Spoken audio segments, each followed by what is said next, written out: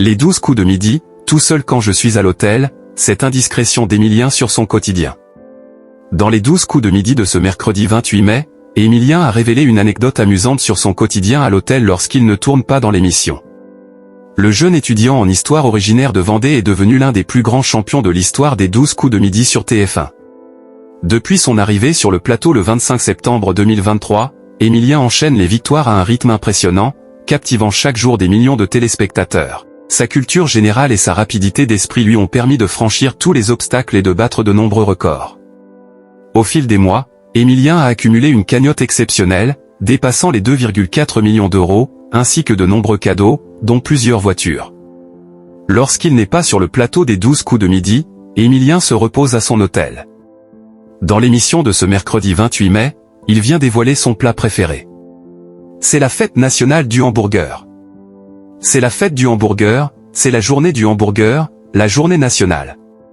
A rappelé Jean-Luc Reichmann. Emilien a alors expliqué, « Je suis un peu honoré, c'est un peu tout ce que je mange tous les jours quand je suis ici, c'est mon repas tout seul quand je suis à l'hôtel, mon repas tous les jours, j'ai mon hamburger. » L'animateur de TF1 a alors tenté d'en savoir plus, « Vous commandez ou vous y allez ?»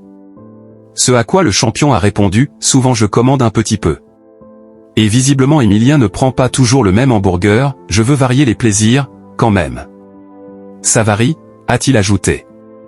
Des confidences amusantes sur les habitudes du petit protégé de Jean-Luc Reichmann. Le champion va-t-il bientôt quitter les 12 coups de midi?